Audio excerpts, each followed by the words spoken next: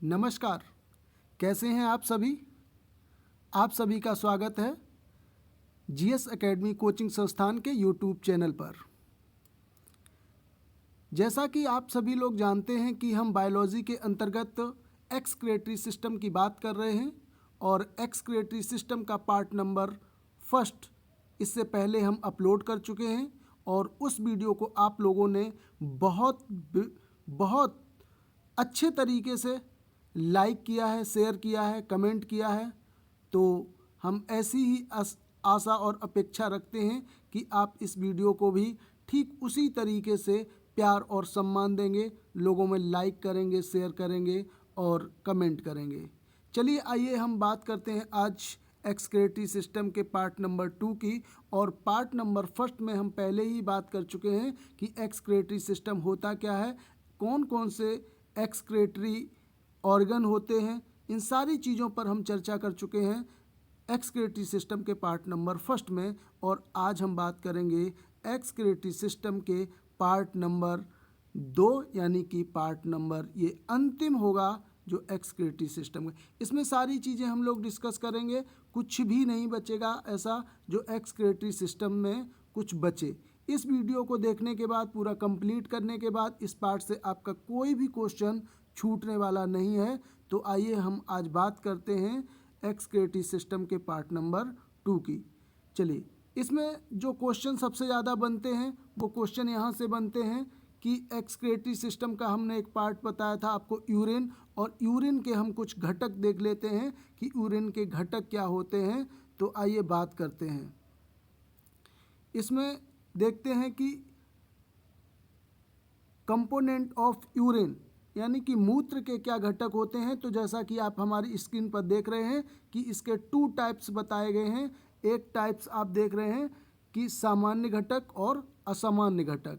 यानी कि यहाँ पर आप देखेंगे सामान्य घटक के अंतर्गत यानी कि यूरिन के अंदर क्या क्या पाया जाता है। तो यूरिन के अंदर क्या होता है, वाटर। यूरिन के अंदर वाटर यानी पानी, और पानी की जो मात्रा है वो 95% यहाँ पर आप देख रहे हैं। कहीं कहीं किताबों में ये थोड़ा सा अंतर भी आपको देखने को मिलेगा, कहीं 90 मिल सकता है या कुछ और कम ज़्यादा, लेकिन एक मानक के तहत ये चीज़ें हमने यहाँ पर ली हैं। तो 95% जो चीज़ें होती हैं वो वाटर होता है यूरिन के अंदर। और सीधा सीधा क्वेश्चन इसी तरीके से बनता है। क्वेश्चन पूछा जाता है कि बताइए यूरिन के अंदर पानी की कितनी मात्रा पाई जाती है। तो 95% मात्रा पाई जाती है। उसके बाद हम लोग देखेंगे दूसरा घटक, उसमें क्या है, दूसरा घटक यूरिया।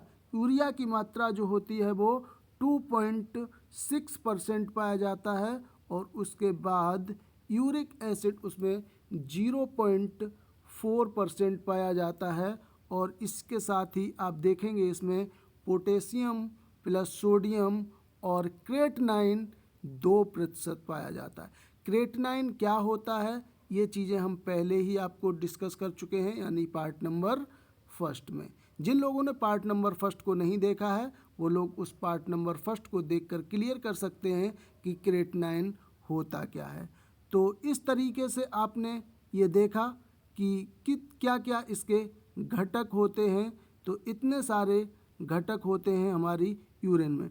अब हम पार्ट दूसरे पर आते हैं, यानी कि अब हम असामान्य घटक देखेंगे कि यूरिन के अंदर असामान्य घटक कौन से होते हैं, यानी कि एबनॉर्मल कंपोनेंट क्या होते हैं। एबनॉर्मल कंपोनेंट क्या होते हैं, इसमें आप देखेंगे ग्लूकोज। ग्लूकोज का यूरिन के साथ बाहर आना यानी कि ब्लड शुगर के संकेत हैं। और यूरिन के साथ ब्लड आना ये संकेत करता है स्टोन यानी फिल्ट्रेशन सिस्टम खराब हो गया। कहने का मतलब है कि असामान्य जो घटक आप देख रहे हैं उसमें कहने का तात्पर्य ये हुआ कि अगर यूरिन में ग्लूकोज की मात्रा बाहर आ रही है तो इसका सीधा सा मतलब ये होता है कि उस व्यक्ति को ब्लड शुगर के चांसेस हैं या ब्लड शुगर का संकेत है। और यूरिन के साथ ब्लड बाहर आना ये दर्शाता है कि उस व्यक्ति को स्टोन यानी कि जिसको आप पथरी बोलते हैं, पथरी होने के संकेत हैं या उसका फिल्ट्रेशन सिस्टम खराब हो चुका है। ये सारी चीज़ें हैं और इसके साथ ही हम आगे बढ़ते हैं। क्वेश्चन यहाँ से बहुत बनते हैं इस पार्ट नंबर 2 में। अब हम की पॉइंट्स देखेंगे, इसके एक एक की पॉइंट्स देख लेते हैं और की पॉइंट्स से ही सीधे सीधे सवाल कभी कभी सीधे बन जाते हैं। तो सबसे पहले हम लोग डिस्कस करेंगे एक हेडिंग जो आप देखेंगे कि अल्ट्रा फिल्ट्रेशन, इसको हिंदी में बोलते हैं परानिष्पंदन। ये अल्ट्रा फिल्ट्रेशन क्या है तो इसको समझ लेते हैं। जैसा कि आप देख रहे हैं कि बहुत छोटे लेवल पर किसी चीज़ को छानना, फिल्टर करना ही क्या कहलाता है, अल्ट्रा फिल्ट्रेशन।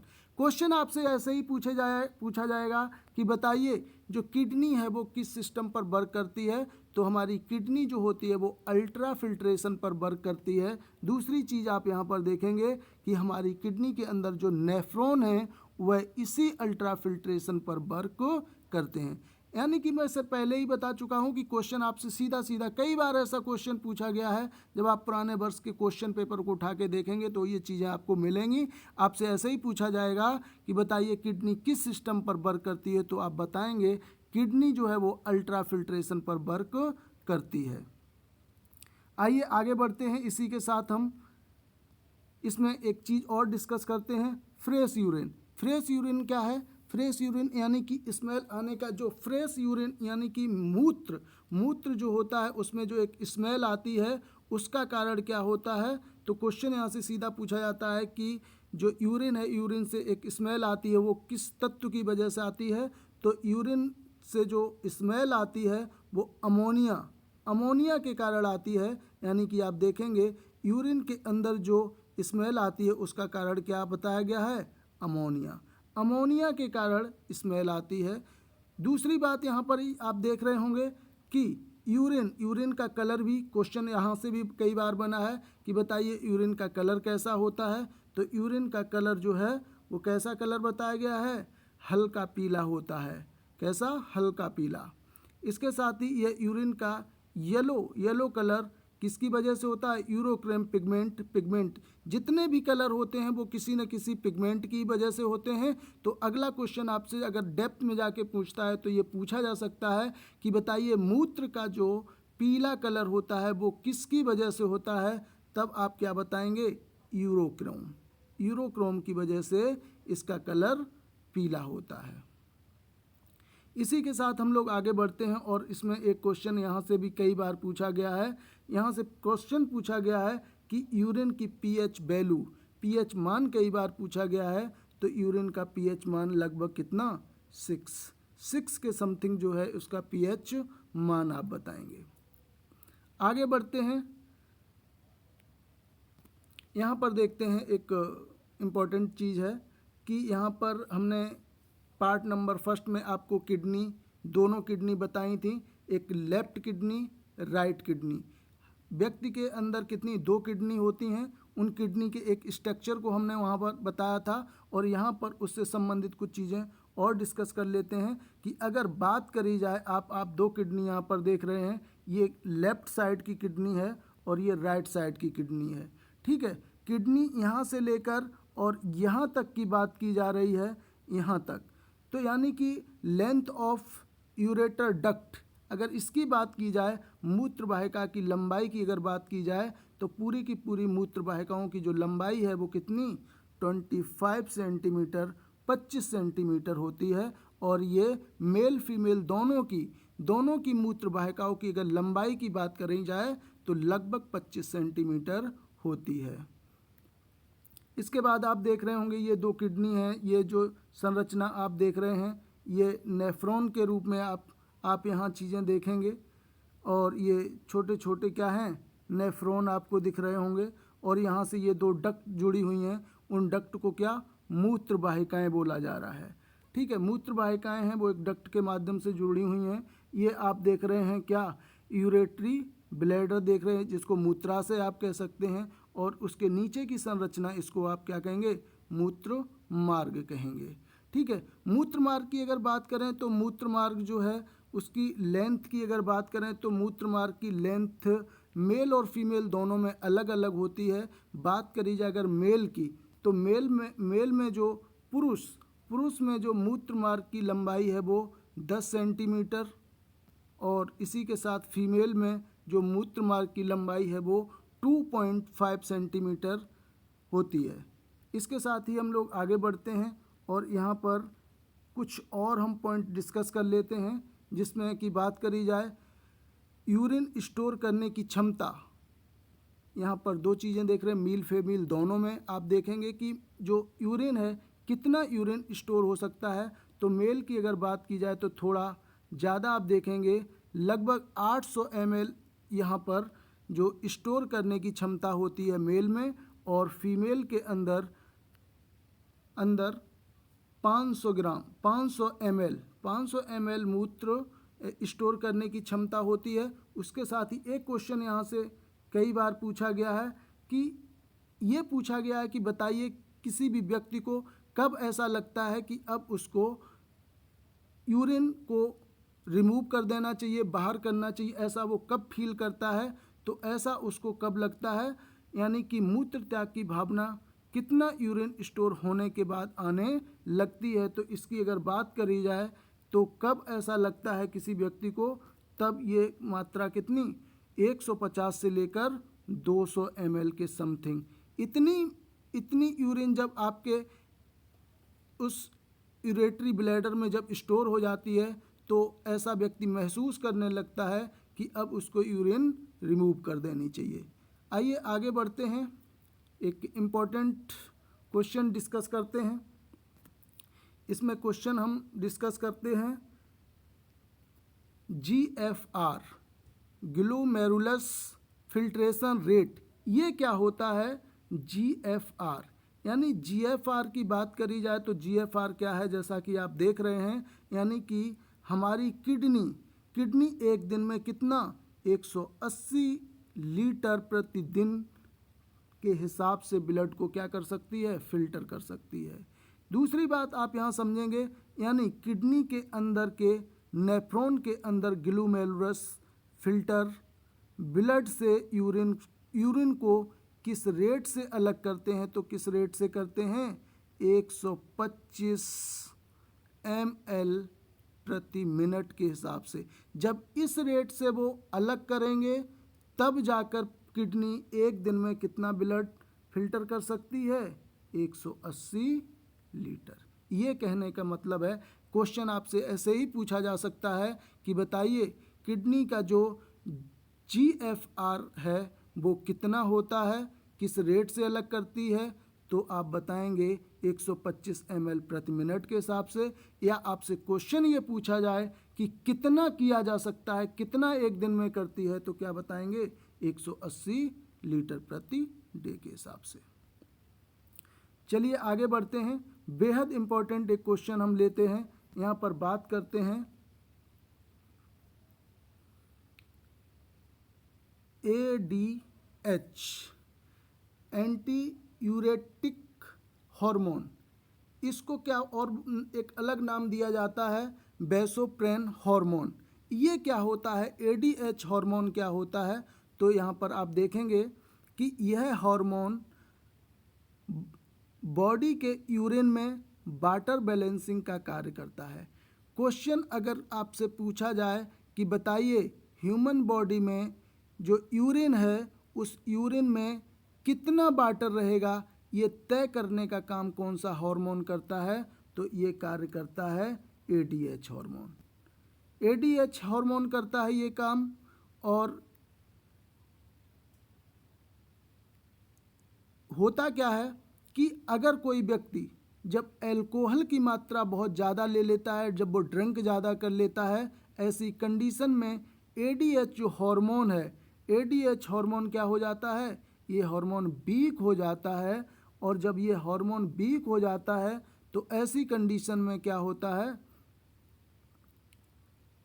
ऐसी कंडीशन में परिणाम यह होता है कि व्यक्ति को बार बार यूरिन के लिए जाना पड़ता है। इसीलिए आपने देखा होगा कि जब लोग ड्रिंक कर लेते हैं तो वो बार बार क्या टॉयलेट के लिए जाते हैं, तो ये इसीलिए जाते हैं क्योंकि ये जो ADH हार्मोन है ये तय नहीं कर पाता है कि अब कितनी मात्रा में वाटर को अंदर रखा जाए या कितना बाहर कर दिया जाए, तो ये तय करता है यही ADH हार्मोन।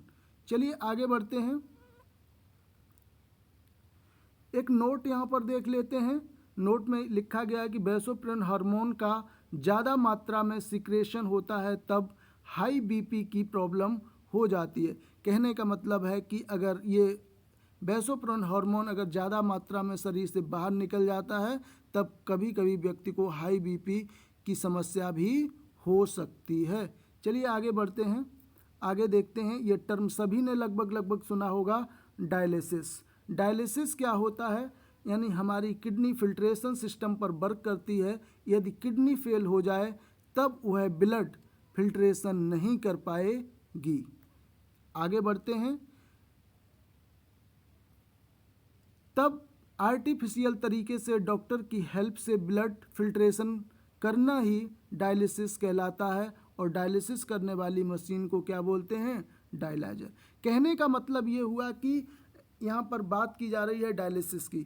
आखिर आपसे कहा जाए कि डायलिसिस क्या होता है, तो सीधी सी बात होती है कि जब किसी भी व्यक्ति की किडनी वर्क करना बंद कर देती हैं तब उसको आर्टिफिशियल तरीके से डॉक्टर की मदद से किसी के ब्लड को जब फिल्ट्रेशन किया जाता है, उसी प्रक्रिया को क्या बोला जाता है? उसी प्रक्रिया को डायलिसिस कहा जाता है। कुछ तथ्य को हम देख लेते हैं, यहाँ पे संबंधित है। जैसे कि फर्स्ट किडनी ट्रांसप्लांट की बात की जा रही है। पहला किडनी प्रत्यारोपण किस हॉस्पिटल में किया गया है, तो आप उसको देखेंगे। किस सन में किया गया है, तो आप ये देखेंगे। और किस डॉक्टर के द्वारा किया गया, तो ये सारी चीज़ें 3 पॉइंट में यहाँ पर आपको क्लियर कर दी गई हैं।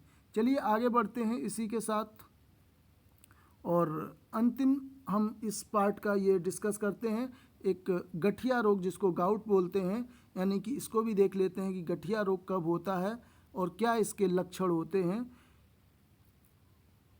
जब हमारी बॉडी से यूरिक एसिड यानी कि यूरिक अम्ल बाहर नहीं जा पाता है, तब उसका जमाव शरीर के जॉइंट्स पर क्रिस्टल के रूप में हो जाता है, जिसकी वजह से जॉइंट में दर्द होता है। इसे ही गाउट या गठिया कहते हैं। कहने का मतलब है कि यूरिक एसिड जब व्यक्ति के शरीर में मात्रा ज़्यादा बढ़ जाती है, बाहर नहीं जा पाता है, वो जॉइंट्स पर जम जाता है, जिसकी वजह से हमारे जॉइंट्स में दर्द होने लगता है। उसी को क्या गठिया रोग बोला जाता है। इसके लक्षण की अगर बात करी जाए तो कैसे पता चलता है कि किसी को गठिया रोग हो गया है, तो इसके लक्षण क्या होते हैं?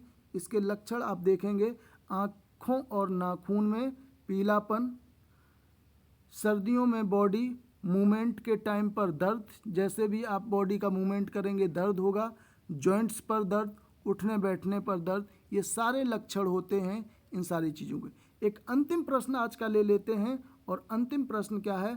उत्सर्जन तंत्र के बारे में अध्ययन करना, यानी स्टडी ऑफ एक्सक्रीटरी सिस्टम, इसको क्या कहते हैं? तो उत्सर्जन तंत्र के अध्ययन को कहा जाता है यूरोटोलॉजी। ये था हमारा आज का एक्सक्रीटरी सिस्टम, और ये हम 2 पार्ट में लेकर आए, और इसी के साथ एक्सक्रीटरी सिस्टम हमारा कंप्लीट हुआ।